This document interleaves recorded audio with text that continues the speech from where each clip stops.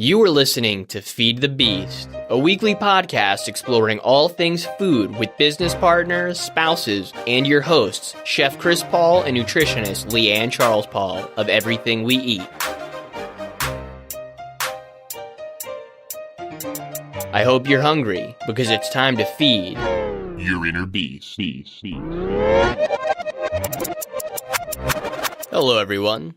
This is Ryan Martin, the producer for the Grit Studios. Chris and Leanne are out on vacation this week, so we're re-airing one of their best interviews, episode 22 with Yael Lehmann. Yael is the executive director at the Food Trust, which is a Philadelphia nonprofit that's championing food access for everybody in the region. This is a really great episode. The Food Trust does a lot of things like just direct community engagement and education programs, as well as like public policy outreach and actually trying to influence the public policy surrounding food access. We decided to re-air this episode because we're getting into the fall, which means that it's almost time for the Thanksgiving food drives to begin. Now, these food drives are very important, and they're great, and I strongly recommend and hope that all of you out there listening are going to donate to them. But healthy food access is a problem for our city and the country, and frankly, the world all year round. You know, it's not just around this season. So Yael speaks about food access and other projects in the works, and also how you can get involved and really try to make an impact. So we really hope that you enjoy this episode, and without further ado, here we go. I'm Leanne Charles Paul. I'm Chris Paul. And our guest today is Yael Lehmann, CEO and president of the Food Trust in Philly. Thanks for coming in. Thanks for having me. Yeah. Oh, it's going to be a great episode. You have a great personality. We're excited. No, the pressure. Yeah. Before we get started, though, let's talk a little bit about some food news. We got some upcoming things coming in Philly, right, babe? Yeah, coming soon, we have the night market in Kensington. If you haven't been, it's awesome, great outdoor space. A ton of vendors. There's food, there's alcohol, there's fun, there's music. It's the best thing. It lasts from around 6 to 10 p.m., so try to get there early. So this upcoming night market is also partnering with Project Home. They're actually going to be doing a grand opening with the Gloria Casares residence, which is great residence, permanent residence for LGBT young adults. So be sure to come out and support the cause. For more information, visit nightmarketphilly.org. Great. Yeah, we'll definitely check it out. And that's great. So Project Youth, you know a little about that? Yeah, it's going to be a great project. Okay. And it's in Kensington, and it's housing specifically for LGBTQ homeless youth. I don't know all the statistics, but I guess the rate of homelessness among LGBTQ youth is pretty high in Philly. And so there was a specific need to build housing for that, and also to have that supportive community. And it's an awesome project also that is named after Gloria Casares. And at the Food Trust, we have a strong personal connection to it because our human resources director, Trisha, actually, that was her wife before Gloria passed away from breast cancer. But it's just, I think it's a beautiful thing that we're able to partner with them in this way and to be able to have this great celebration. And like you said, night market is so awesome. And it's a lot of food trucks. I'm hoping you guys can come for that definitely. And maybe even sell it. I don't know. You have a food truck, right? Yes, we do. If it's your first time selling, talk to other food trucks because it's like 20 to 30,000 people come out to this thing. Yeah. And like people now have it down to a science on how to get the food out fast and like what kinds of things to do. We try to keep it also affordable if possible. We ask people to keep it to around $5. Like we want it to be affordable for everybody. Yeah. Not everyone sticks to the $5 thing, but we ask, folks to keep that in mind. Yeah. But no, it's good. Like the first time we did it, the vendors were overwhelmed and the lines would go on for like 30 minutes, but now everyone's got it down. And even if there's a line, it usually goes pretty fast. That's great. Yeah. And this started in 2010, correct? I think it was 2010. Mm-hmm. I think it was the first one. And it was a trip because we had no marketing money and Twitter was kind of like this new thing. And we thought, all right, let's try and promote on Twitter. And we had a website that just said night market. And then that was it. We thought we'd be mysterious. And, and then we just said, put your email here. I don't know. In our minds, we had this fantasy. But people actually did put their email in it. And Twitter helped us. And the first one, there was like 7,000 people showed up. It was in the Passyunk neighborhood. The vendors ran out of food after the first hour and a half, and people were pissed. They were so pissed because had been waiting in line. Oh no! No one anticipated. Oh man, turnout, no! right? And I was like, "Can I run to the supermarket? Like, what can I do?" But we were just, I don't know. But it was still a wonderful, wonderful event, and we had bands playing, and it was lovely. And that's when we knew, like, oh wait, this is cool. And since then, we've gone to almost every neighborhood in the city. So we've done Chinatown, we've done West Oak Lane, we've done Mount Airy, we've done West Philly a couple times. It's rain or shine. And we definitely have had some rain times, but at that moment, I usually run over to the DJ and I'm like, play all the rain songs. Like it's Rainy Men, like, let's go. And you just try and have a good time with it. Yeah, I think we were there 2 years ago and it rained, and he played Purple Rain. Yeah. Okay. Was that on Lancaster? Was that on Lancaster Ave? No, it was by Spring Garden. Oh, okay.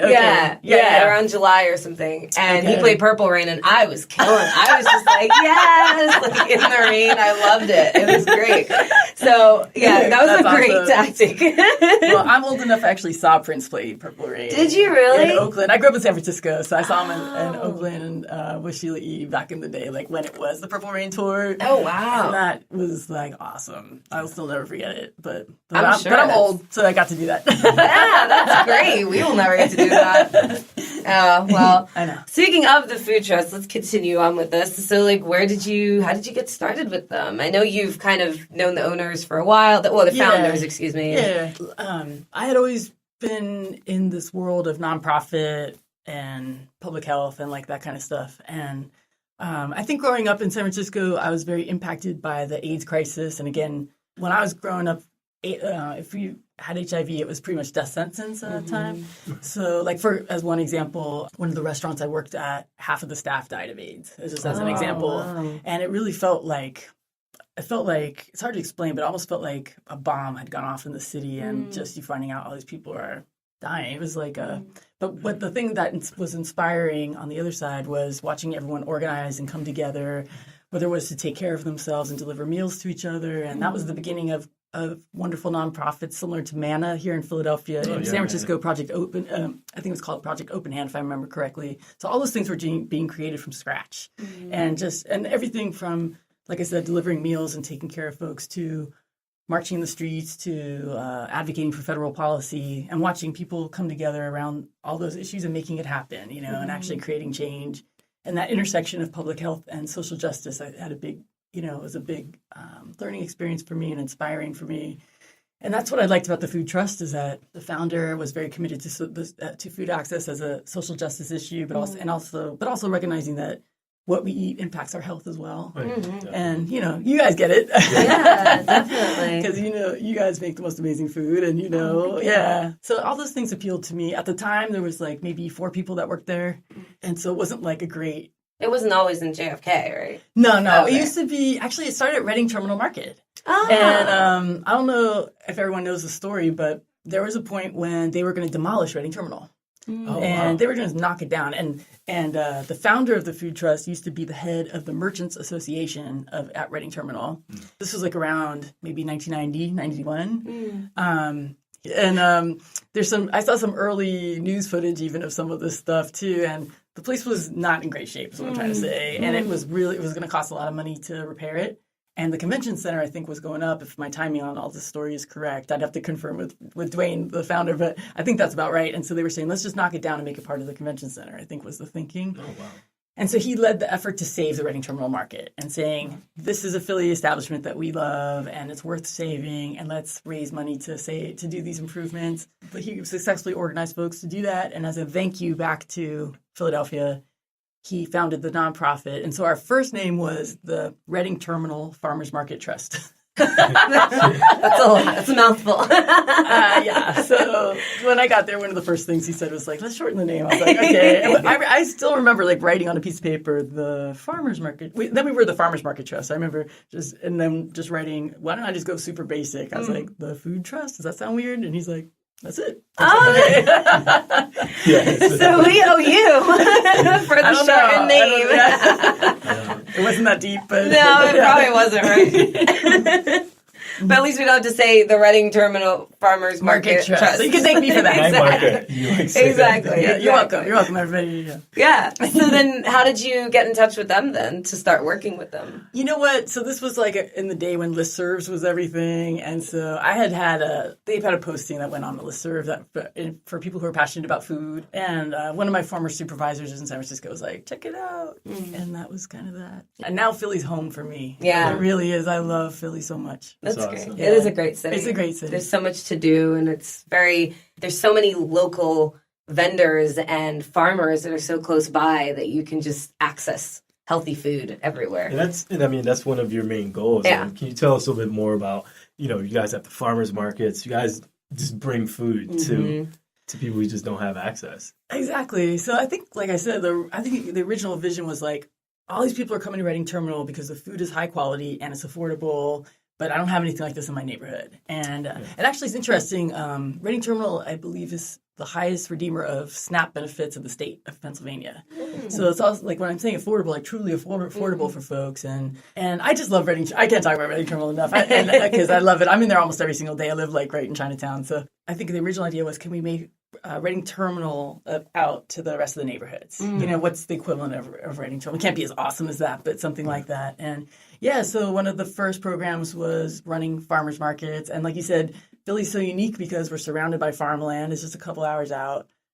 And actually, when I moved here, I couldn't believe how much food is like. Philly's such an awesome food place. And I don't know if everyone knows this, but nationally, we're like, people think about Philly when they think about food. They do. And there's just so much exciting food stuff happening here. And I think part of it is there are a lot of farmland around and there's and urban farms and urban gardening and all kinds of stuff. But yeah, we run about 15 farmers markets. And you were one of the first pioneers, correct, to get all that started? Yeah, we were like, and our focus though is on low income to moderate income neighborhoods. But some of the farmers markets that people may know us for is Clark Park in West Philly. But we have them all over Germantown. Like we run Head House Farmers Market also. It's like in Lombard, which is obviously a higher income neighborhood.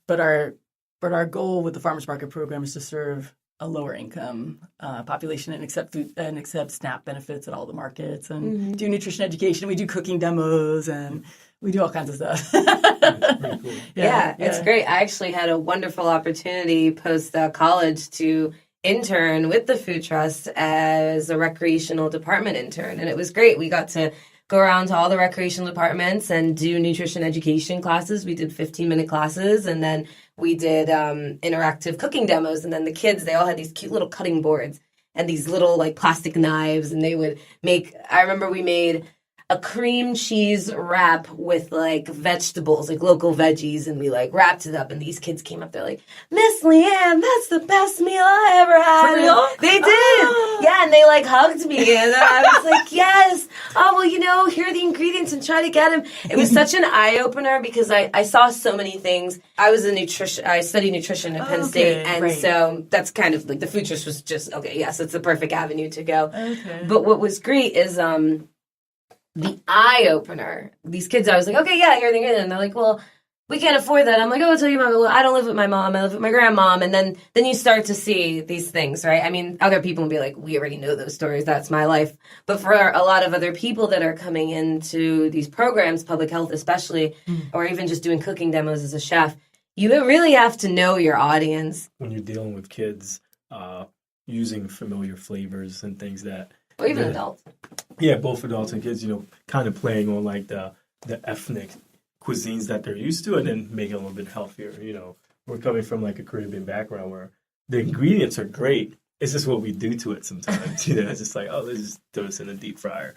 Or, Well, we removed the Maggie cube from because that's like a common thing in the Caribbean. Let go of the Maggie. It's like, it's so high sodium. What is it? It's like a little It sounds delicious. It's like a little Is it like almost like a bouillon cube? Exactly. It is. And it makes the food super flavorful. That sounds There's amazing. just a block. Yeah. But I get it, probably crazy unhealthy, right? But you can do that. You can replicate those same flavors without so much sodium. One of the key things, one of our friends, he's a chef and he says, you have to replicate the childhood experience. Like invoke a memory. You have to invoke a memory. Right. Like Ratatouille. Yeah. Exactly. Right? That scene where it's like he goes into his childhood. Yes. I know, right? Yes. And so for new chefs out there, try to invoke a childhood memory and people will love you. Like, he made a soup for me the first time that we met. And I was like, oh my gosh, this is like my mom's home cooking. Smart. And now we're married. Smart. So, like, What kind of soup is it? It was like a turkey noodle. Yeah, it was just turkey noodle soup. Nothing. Amazing. My mom doesn't even cook with turkey, but still, the flavors were just so reminiscent. Oh, wow. But what you're talking about, that's what we try and do too. It's like we try to modify, not just give something to folks that they'll be like, what? You know, like, like where it's so crazy, like, I don't know what this is. A lot of times we'll just modify, like you said, and try to recreate the same taste, but in a healthier way. I love it. And that's very effective. Yes. Yeah. So what are your future plans with the Futurists? Where are you guys going? Any new programs that you can talk about? Or Well, let's see. A relatively new program. So we're based in Philly and Philly will always be home for the Food Trust. And we will always have tons of on-the-ground programming and commitment to Philly. But we do work all across the country now. So we've expanded our work over the last, I would say, 8 years especially. And now we work in several different states at any given time. And it could be things like technical assistance. So maybe someone in Albuquerque's like, can you show us how to run a farmer's market in a low-income neighborhood here? So maybe it's like we do a project with them for a little bit and then we leave. But other times it's longer term, like in California, we worked for, I think it was at least 3 years, maybe more. We were funded through a group called the Health Trust to improve the foods in corner stores in San Jose, California, for example. And one of those stores, it was right below, I think, homeless housing too. So we've done some really interesting projects and so it's a different intensity. Sometimes, like I said, we'll just come in for a little bit. Sometimes we're there longer. But one national project right now is something called the Center for Healthy Food Access, and that's funded through the Robert Wood Johnson Foundation. Last year, we were very lucky that we were able to re-grant about $1 million to different groups nationally working on healthy food access, including places even like Indian reservations in Montana to a group called Iman, which is a Muslim group in Southside Chicago, to New Orleans. We worked with Tulane there and the food bank there, and anyway, it was really cool. We were able to give out in Cleveland. We were able to give out a bunch of mini grants to folks doing like urban gardening and stuff. It's been a really fun project. In addition to doing the mini grants, also doing some federal policy. As you guys know, right now a lot of the safety net programs we care about are under threat, and President Trump recently said he wanted to cut SNAP benefits by $190 billion, I think it was, over 10 years. That's just one of the many crazy things he's trying to do.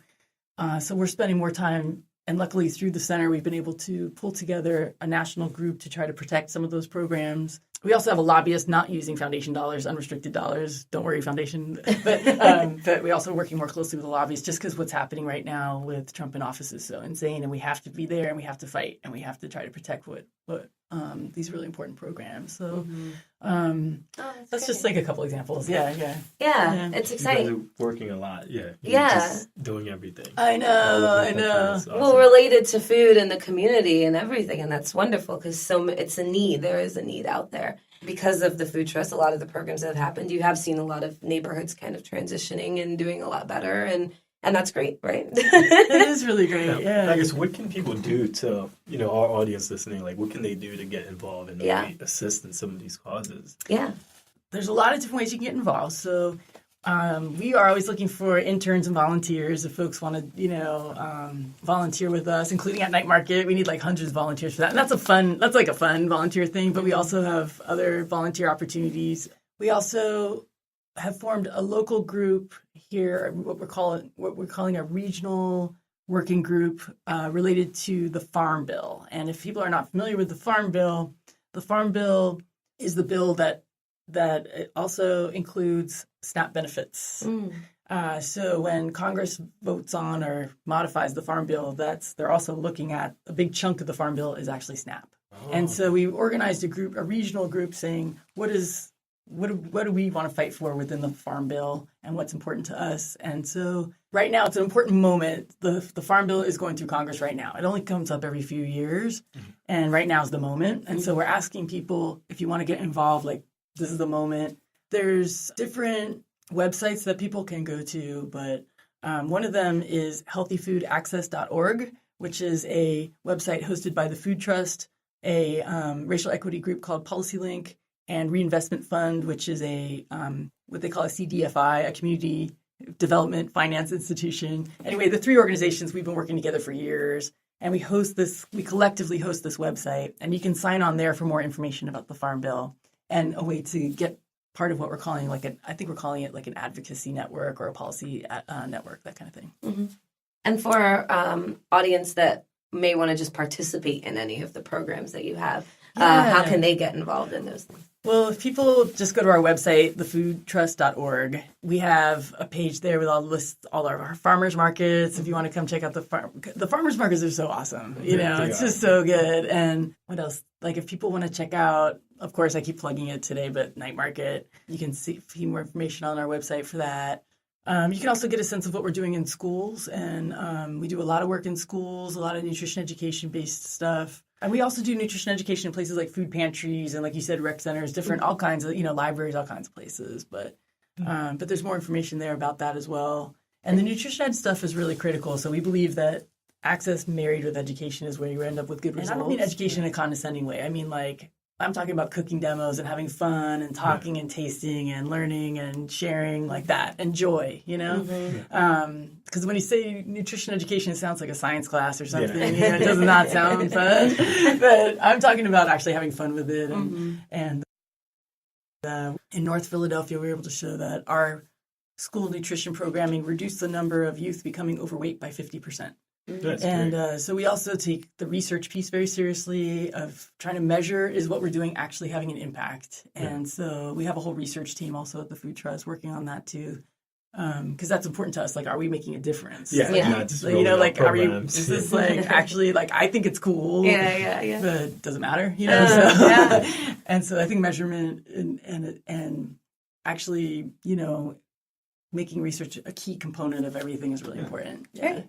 And do you guys have a Facebook page, an Instagram page, or definitely. So Instagram, the Food Trust, Twitter, the Food Trust, Facebook, the Food Trust. So I sound like broken record, but yes, like on social, and honestly, social is the best way to figure out what's going on with us. Like, the website's kind of static comparatively, really static comparatively. So if you really want to know what we're up to, it's Instagram and Twitter right now, for the most part, but Facebook too.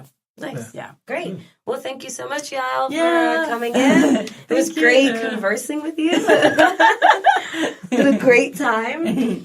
Before we end our session, we just have a highlight. Who are we going to highlight this week? We're going to highlight International.